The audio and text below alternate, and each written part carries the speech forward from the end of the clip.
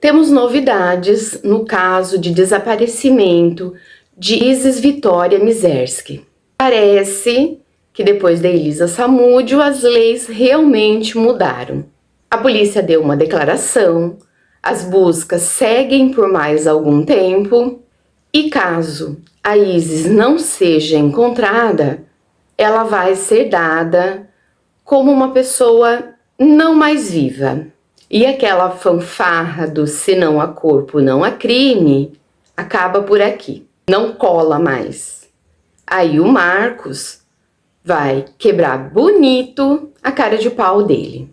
Olá, pessoal, tudo bem com vocês? Espero de coração que sim. Então vamos à segunda parte do caso da Isis Mizerski. Bastante novidades apareceram e eu acredito que mais ainda aparecerão. Então chega de enrolação e bora pro vídeo. Nós temos aqui vários pontos para serem analisados. Vocês se lembram que eu disse no primeiro vídeo que iam começar as buscas pela água. E sim, foram realizadas buscas intensas pelas águas, mas nada foi encontrado.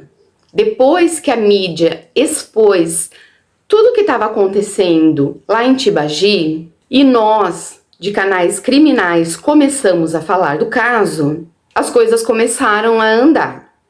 Eu também cheguei a falar no primeiro vídeo que eles acreditavam que por Tibagi ser uma cidade razoavelmente pequena, pouco populosa, onde já vinham acontecendo muitas coisas erradas, eu até citei que era a cidade que estava precisando de ajuda.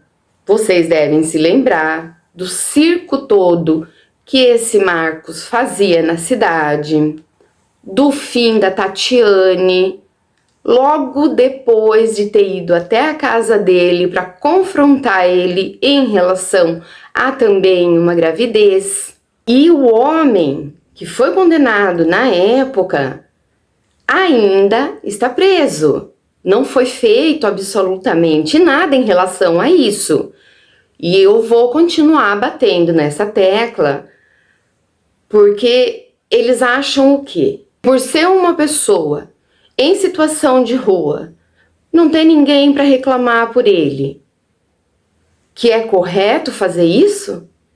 Encarcerar ele sem que ele tenha cometido o tal crime? Mesmo assim, mesmo com tudo isso, eles realmente acreditaram que Tibagi estava lá bem escondidinha, que eles iam colocar uns paninhos quentes em cima e seguir com a vida. Mas a mídia expôs, agora a gente de canais criminais vai pegar no pé mesmo, porque é uma situação muito revoltante. A Isis, o bebê e tudo o que esse homem estava aprontando lá na cidade, que parecia ser invisível aos olhos da polícia. Só a população enxergava, a autoridade não. Eu não tenho certeza se eu cheguei a contar isso no primeiro vídeo, mas eu acredito sim. E vocês devem se lembrar que ele deu voz de prisão para um rapaz. Até aí tudo bem, nós como cidadãos temos mesmo esse direito, se a gente vê que alguém está cometendo algum delito e está de mãos limpas, obviamente, né? Você não vai fazer isso se a pessoa tiver em punho, né, de alguma coisa que possa te ferir. Testemunhas, a gente pode dar a voz de prisão. Acontece que o Marcos colocou esse homem ajoelhado, apontou para sua cabeça sua ponto 380, leva o homem até a cadeia, quer dizer, ele efetua uma prisão e logo depois, através de câmeras de vigilância, o que é descoberto?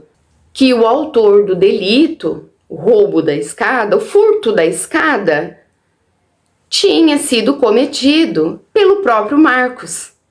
Apesar de Tibagi não ser muito populosa, a área dela é bastante extensa e, como eu já tinha dito antes, muita mata, muita plantação.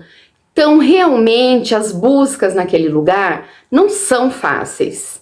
Mas como eu disse, tinha bastante novidade e apareceu uma testemunha que viu o carro do Marcos no dia seguinte ao desaparecimento da Isis, no dia 7 de junho, embicado para a mata num determinado local onde a herb do celular já tinha dado sinal que ele havia estado lá. Eu expliquei para vocês, né, que a herb pega um círculo num raio de cerca de 800 metros, então seria uma área bastante grande mesmo para fazer as buscas. Mas baseado no testemunho dessa mulher, a coisa fica bem mais limitada. Então, se caso os investigadores tenham esquecido disso, a gente dá uma forcinha e ajuda eles a relembrarem, né? As buscas, agora, há cerca de 3 ou 4 dias, começou a contar com heróis de 4 patinhas, mas dessa vez com um treinamento diferente. Essas 4 patinhas, esses cães, são especializados em busca por pessoas que não estão mais vivas. E eles são capazes de encontrar pessoas que possam estar até 1 metro de profundidade. Todo esse trabalho sendo feito, a Isis não sendo encontrada, tudo leva a crer que ele realmente teve ajuda. Aí a gente lembra do tal Douglas, que tinha vindo de outra cidade, que desapareceu, não foi encontrado, nem se apresentou. A única coisa que sabemos dele foi aquele pequeno contato que a equipe de jornalismo, eu acredito que da Record, tenha conseguido, e depois daquilo, não se procura mais por ele. E tem também a esposa do Marcos, a Eliane, que prestou mais depoimentos. E nesses depoimentos, ela caiu várias vezes em contradição. Outra coisa, vocês lembram que o advogado dele estava alegando não haver provas nenhuma de que a Isis estivesse realmente grávida. Agora, ele vai ter que se virar nos 30. Vai dançar descalço em cima da brasa para conseguir fazer alguma coisa para tentar ajudar o cliente dele.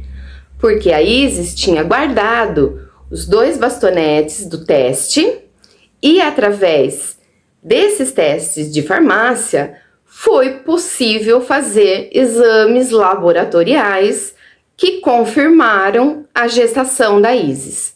Então, sim, Isis estava realmente grávida. Agora, uma das provas mais incriminatórias é o carro. Vocês se lembram que eu disse que eles fazem a coleta das amostras? Se o carro é utilizado pela família, eles fazem o possível para fazer a devolução rápido. Mas acontece que o luminol reagiu. E reagiu em vários locais nesse carro. O único lugar onde não foi encontrado, onde não foi brilhado nada, foi no banco do motorista. O banco do carona, o banco de trás, o assoalho de trás, porta-malas, tudo brilhou quando foi aplicado o luminol. Depois dos peritos terem feito as coletas das amostras, a gente sabe que o carro está no pátio da polícia. Não sei dizer ao certo se ele já foi liberado ou se ainda não devolveram de fato o carro para a família. Então, depois dessa perícia no carro, descobre-se que há uma grande possibilidade de que o carro do Marcos tenha sido a cena. E em relação a eles não irem buscar, né, o carro, se for falta de dinheiro, que isso sirva para controlar um pouquinho algumas más línguas que estão falando mal da Isis, dizendo que ela queria dar o golpe da barriga. Que golpe, gente? Que golpe se esse homem não tinha um gato para puxar pelo rabo? E como eu já disse, Nós não sabemos se no início desse relacionamento dos dois, a Isis tinha conhecimento de que ele vivia com alguém. Agora já sabemos que eles não são realmente casados, né? Mas vivem como tal há bastante tempo. Porém, ninguém vai chegar para chavecar uma menina contando que é casado. Então, de repente, ela podia nem saber, porque eu escutei da boca da Eliana, que vive com o Marcos, da mulher do Marcos, que ela só conhecia o Rodrigo, o tio da Isis, que ela nunca tinha nem ouvido falar da família deles. Então existe sim essa possibilidade da Isis não saber que o Marcos era comprometido. E mesmo que ela soubesse, não cabe nem a mim, nem a ninguém julgar, porque o maior pilantra é, sem dúvida, ele. Ela é menor. Como eu sempre friso aqui, eles acham que eles sabem de tudo, só que tem coisas que só a vida que vai ensinar. Ele não. Ele já é um homem vivido e bem acostumadinho a fazer esse tipo de coisa. Lembram da Tatiana? E o Douglas também falou no telefone que a Isis não era a única. Como eu disse, os peritos encontraram várias manchas, só que existem alguns problemas. O Marcos demorou a ser dado como principal suspeito, o que deu a ele a chance, tempo suficiente de lavar o carro, de limpar o carro. Não tem problema, porque esse tipo de mancha não sai. Existem casos que foi feito no chão, a pessoa lavou várias vezes com vários produtos diferentes, mas como tem material poroso, que é o rejunte, o luminol reagia ali. E o carro é a mesma coisa, tem o carpete. Então, se não arrancou e trocou, não vai adiantar limpar. Vai estar ali. E para aqueles que pretendem fazer algo de errado e arrancar e limpar, saibam que a perícia também levanta, descola esses carpetes e analisam embaixo. Então não adianta querer esconder. Crime bem investigado sempre vai ser resolvido. Voltando. Foram coletadas amostras e também foram encontrados fios de cabelo que combinam com os cabelos da Isis. Até aí vocês vão pensar, né? Mas isso a gente já sabe que ela estava no carro com ele, que ela esteve até mais de uma vez no carro com ele. Agora vem a bomba. Os fios foram encontrados no porta-malas do carro.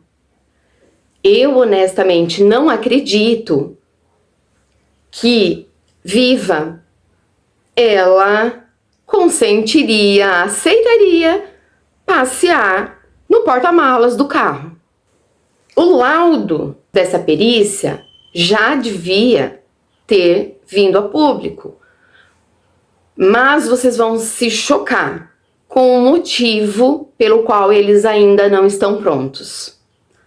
O delegado Jonas, né, aquele que saiu de férias, não sabemos se ele se esqueceu ou se ele não achou importante, mas ele não tinha mandado as amostras coletadas no carro para o laboratório. Vocês acreditam numa coisa dessa, gente? Por isso os resultados ainda não saíram. Se ele lavou o carro, essas amostras já vão estar mais difíceis de analisar. Já se precisa de uma quantidade maior. E com ele demorando desse jeito, quando vai sair o resultado disso? E do jeito que as coisas andavam por lá, a gente ainda tem que dar graças a Deus dessas amostras não terem sido perdidas, como a gente já viu em outros casos. Nas buscas feitas na casa do Marcos e da Eliane, nós sabíamos que eles tinham coletado notebooks, celulares, mas ainda não tínhamos muito detalhes. E essas coisas são assim mesmo. Honestamente, eu acho que precisam mesmo ser assim, porque algumas coisas que são divulgadas pode facilitar a vida de quem cometeu o ato criminoso. Agora nós sabemos mais detalhes, afinal de contas, a prisão temporária dele foi prorrogada e a gente já está ouvindo aí que vai sair a provisória e ele vai esperar o julgamento encarcerado. Então, coisas que não podiam ser ditas, agora podem. Mesmo assim, nem tudo. Vamos lá. Procuraram o calçado e a roupa que ele estava usando no dia.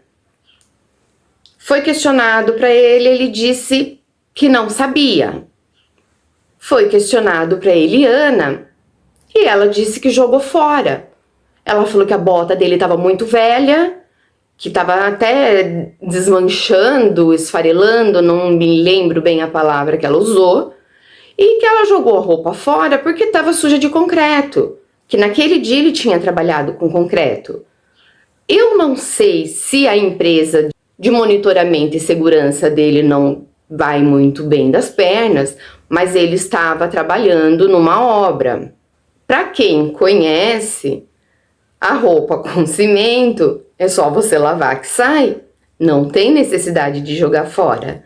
A bota, a gente pode até acreditar que realmente é uma coisa que molha, cai produto, sol. Eu já vi calçado se deteriorando, se desmanchando.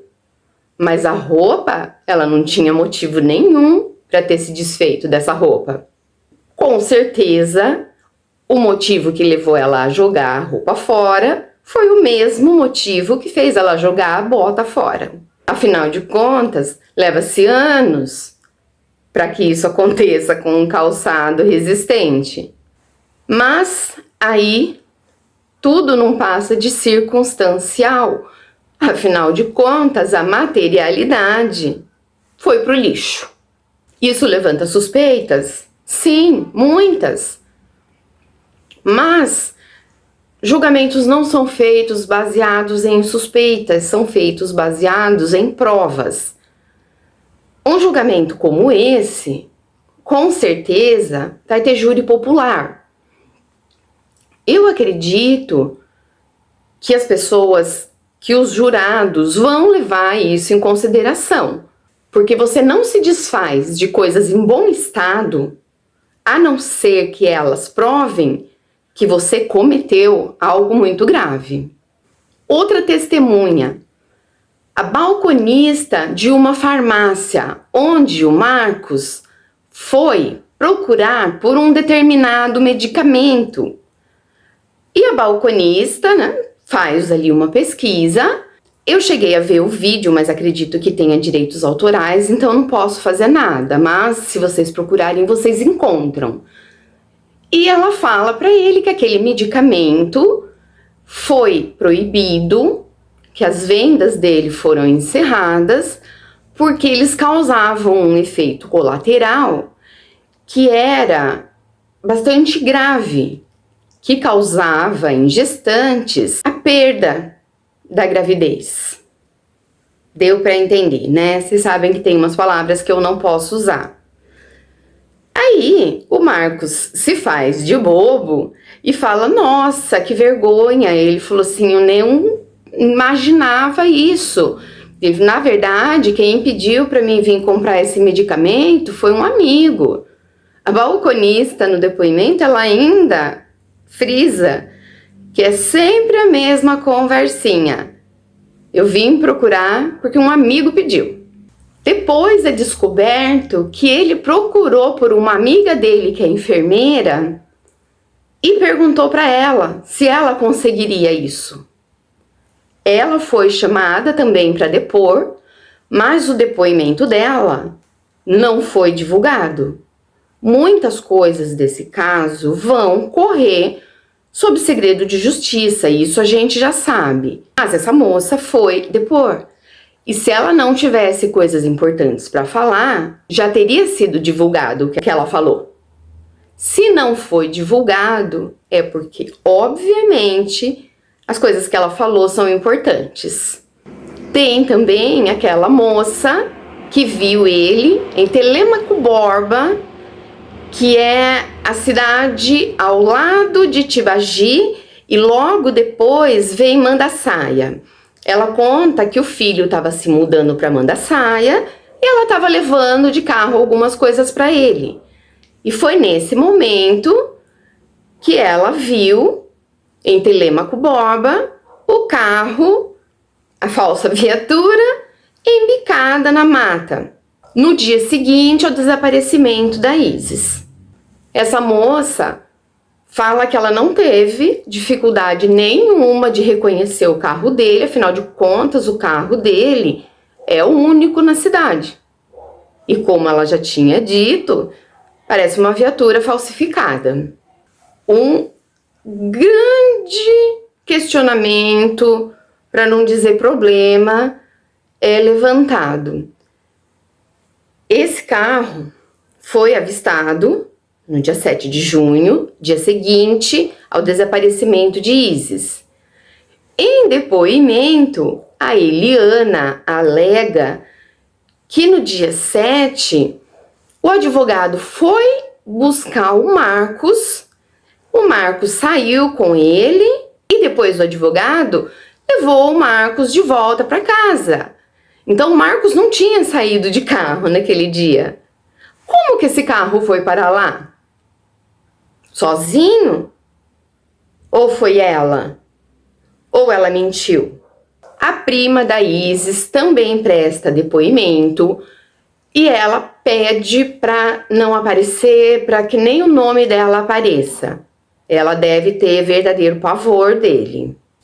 Me pareceu, baseado em algumas conversas, em ouvir o Rodrigo, tio da Isis, falar que muita gente na cidade tinha medo, do Marcos, e acontece que a Isis, ela era mais temperamental. Então, a prima conta o seguinte no depoimento, que o primeiro teste que a Isis fez, na realidade era dela, estava na casa dela.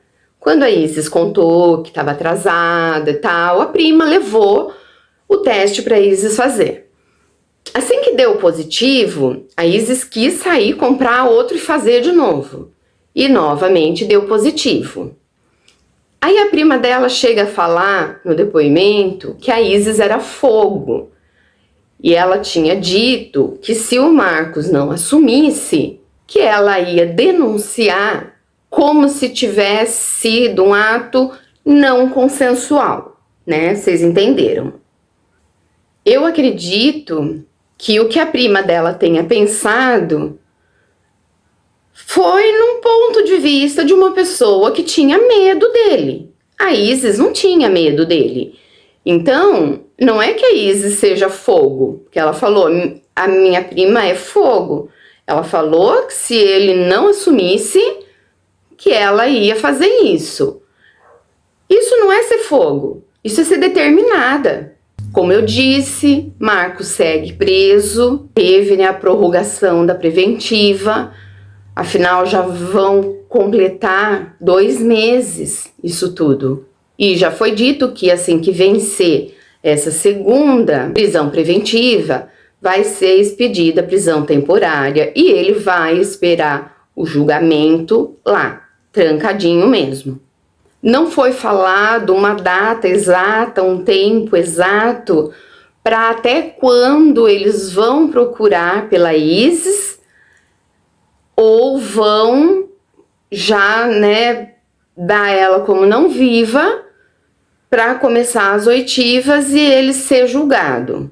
E agora, com essa prova mais do que concreta de que ela realmente estava grávida, a coisa vai ficar bem feia pro lado dele. E o advogado vai aprender que ele tem que pensar várias vezes antes de entrar com determinados recursos, porque se ele não tivesse falado o que ele falou, não teria ficado feio como ficou para ele.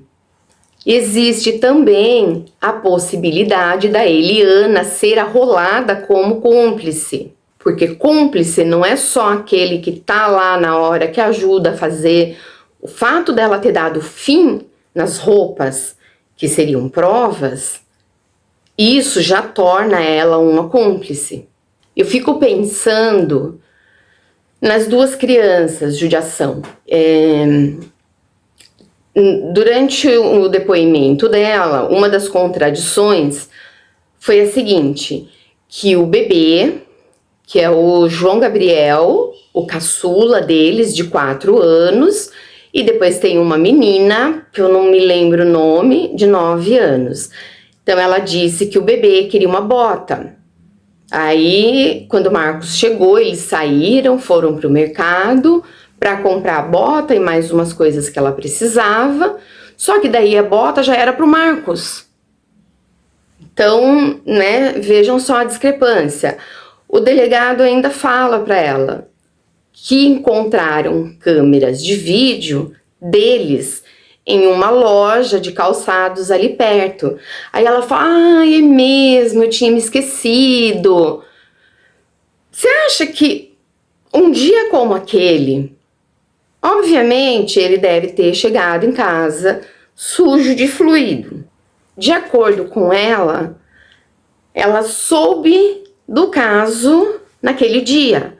Ela fala que quando eles chegaram, ela logo já foi dormir, porque ela estava fazendo um tratamento com uma medicação que deixava ela passando um pouco mal. E que o Marcos foi, acordou ela, contou, né, da ligação e das mensagens do tio da Isis, falando que ela tinha desaparecido. E ele perguntou para ela, você lembra, né, daquele dia tal, que a gente teve uma briga, eu fiquei uma semana fora? Aí ele falou assim, então, eu fiz, né, ela falou outra palavra, eu vou falar besteira. Aí ele falou, mas foi só uma vez, que é uma baita de uma mentira, né? Então, assim, no depoimento dela, a gente percebe bastante inconsistência e dá até para notar que além do nervosismo, ela mente em alguns momentos. Como isso em relação da roupa, né? Ela não jogou a roupa fora porque estava suja de cimento, nem mesmo a bota porque estava desmanchando. Pelo tempo que foi dito que ele estava trabalhando em obras, não era o suficiente para estragar o calçado daquele jeito, a não ser que ele tivesse enfiado o pé num balde de ácido. Será que ela pediu para o Marcos dar um sumiço na Isis? Ou será que ela mentiu porque ela também sente medo dele? Afinal de contas, convive com ele há anos e sabe do que ele é capaz. Para vocês terem uma ideia da arrogância desse ser, quando ele está dando depoimento, o delegado fala para ele, ou melhor, pergunta para ele sobre o dia que a Isis teria ido falar da gravidez, da paternidade. E eu não sei de onde ele consegue tirar tanta arrogância. Ele faz uma cara de deboche. E aí ele interrompe o delegado e fala que tem 2 inverdades ali. Primeiro o horário e depois que ele ficou sabendo naquele dia. Ele falou que ele já sabia e que ele tinha falado para ela que eles iam resolver isso. O que ele não deve saber, ou deve, porque eu acho que para o advogado a justiça é obrigada a contar, é que existem testemunhas, e não foi só a balconista e a enfermeira que ele procurou pedindo, né, formas de parar uma gravidez. E ele interrompe para falar dessas 2 inverdades com a cara de deboche que é inacreditável. A maneira com que ele desrespeita uma autoridade não tem nem palavras. Eu acredito que ele tentou passar para o delegado aquela imagem, quem não deve não teme, mas ele também cai em contradição. Tem horas que ele fala que foi na vila, acho que São José, levar a Isis numa amiga, depois num amigo, depois na amiga de novo, aí a amiga não tava, daí a Isis pediu para ir nesse amigo. Acontece que esse amigo que ele cita é aquele ex-namorado da Isis que está casado e que tem álibi para aquela noite. Eles estavam numa lanchonete, o dono da lanchonete confirmou, as câmeras de segurança confirmaram. E por que a Isis ia pedir para ele levar ela na casa de um ex com quem ela já tinha terminado há muito tempo e que ela sabia que era casado? Não tem lógica nenhuma nisso. Eu falo que ele quis passar essa impressão, né, do quem não deve não teme. Por quê? Para ele, aquele ambiente era um pouco mais familiar do que para Eliana. Então, como eu disse, ele estava extremamente à vontade ali. Tem um momento em que ele está falando alguma coisa sobre a família da Isis, que ele ofereceu ajuda e que eles não quiseram nem escutar ele, blá blá blá. O delegado vai falar uma coisa, como ele interrompeu antes, não vejo mal nenhum do delegado fazer isso, ele coloca a mão assim, como quem diz, espera eu terminar de falar, depois você fala. O delegado não fez nada na hora, mas eu tenho certeza de que assim que ele tiver a oportunidade, ele vai dar o troco. Foi extremamente desrespeitoso. Você não tá batendo um papo com um colega discutindo sobre futebol ou sobre política. É um delegado que está te interrogando sobre um delito gravíssimo. Depois de ver o depoimento dele, de saber do depoimento da prima da Isis, da Eliana negando o conhecimento dela do caso extraconjugal, que o próprio pai dela, quando foi depor, disse que ficou sabendo desse caso através da filha. Não como ela disse que ela ficou sabendo no dia. Ela soube bem antes. Eu não sei se dias ou até semanas antes. As perguntas do porquê que ele fez isso são inúmeras. Será que a Eliana sabia do caso, mas não tinha conversado com ele, confrontado ele a respeito do caso? Por N motivos, ou por medo, ou por ser mais manipuladora, quis ver até onde a coisa ia, e ele só ficou sabendo que ela sabia na hora em que ele mesmo contou. Porque se a Eliana não confrontou ele em relação à traição, então a maior chance é de que ele tenha feito o que ele fez com a Isis para esconder da mulher e dos filhos. Mas se a Eliana já tivesse confrontado ele a respeito da traição, então existe uma grande probabilidade de que ela tenha colocado um ultimato nele, ou ela ou eu. Ou você faz isso com ela, ou eu vou embora com os nossos filhos. Ou ele teria chegado a esse cúmulo para não pagar pensão. Vendo o comportamento dele, a gente que está acostumado com essa área de true crime não precisa nem ser profissional da área para saber o diagnóstico que provavelmente ele já deve ter tido alguma avaliação desse tipo.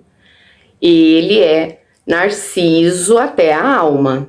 Na minha opinião, se ele fosse tão esperto quanto ele se julga ser, ele já sabendo tudo que a polícia está sabendo, que testemunhas já falaram, ele contava logo onde está a Isis e tentaria um acordo. Creio eu que no caso dele, que já fez a polícia muito tempo de boba, ele não consiga uma redução na pena, mas de repente ele pode escolher o presídio onde ele vai ficar. E se ele ama tanto a família, ele pode escolher um presídio mais próximo para não ficar tão longe dos filhos, para não dificultar para Eliana levar as crianças para ver ele de vez em quando. Embora eu ache que não é ambiente para criança, né? Mas cada família que decide. Na minha humilde opinião, uma das perguntas que nesse momento é mais importante é descobrir se o Marcos tinha conhecimento de que a esposa dele já estava sabendo do caso. Eu acredito que logo eu volte com novidades, incluindo as férias do delegado Jonas, que tudo indica que realmente não eram férias, ele foi afastado do cargo. Porém, eu quero ter certeza absoluta, de repente até uma documentação para conseguir provar, mostrar isso para vocês. Então, isso que eu falei agora é só uma especulação da minha parte.